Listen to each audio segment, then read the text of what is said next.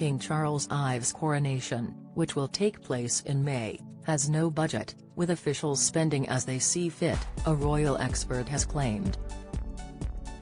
The king is said to have previously stated his wish for a scaled-down ceremony, set to last just 60 minutes.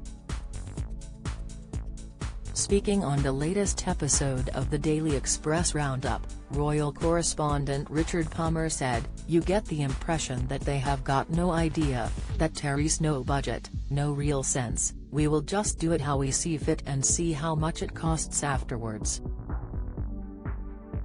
Mr. Palmer told host Pandora Forsyth that nearly all of these royal events showcase Britain at its best. "I think most people, most British taxpayers would say." Speaking of such events, he added, the Queen's state funeral, for example, and the German Hanover Coronation from Scotland. Recalling the state funeral of Queen Elizabeth II in September, he said, "So many people praised the BBC's coverage of that, and indeed, the press coverage of it and the way that the palace, and the government organised those things." Sarah Ferguson set to spill the beans on Queen, Prince Harry, and Meghan Markle. However, Mr. Palmer did state that some, including Republicans, will begin complaining about the cost of it. He then made note of some recent areas, away from the royal family, that have caused some debate in terms of the current cost of living crisis. He said, "But in the great scheme of things it is going to be a tiny amount of money compared, for example, to £15 billion wasted on PPE that could never be used."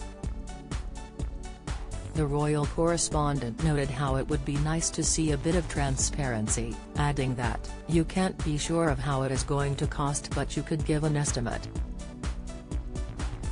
King Charles may have to rethink Prince Andrew's role in coronation over new Netflix film. As stated on the UK Parliament website, a coronation ceremony can be traced back more than 1,000 years and are formally a necessary stage on an individual's journey to becoming king or queen. The actual coronation ceremony will take place on May 6 and one that remains an important event early in a new reign. The last one was conducted for the late monarch, Queen Elizabeth II, and took place in June 1953. Royal events, such as weddings, historically boost several sectors of the British economy, namely hospitality and the tourism industry. The King's upcoming coronation will be no exception, with a boost in such areas already visible with weeks to go until the big day. With 12 weeks to go, a consultancy firm said that the coronation will drive in an estimated extra £1 billion for the UK economy.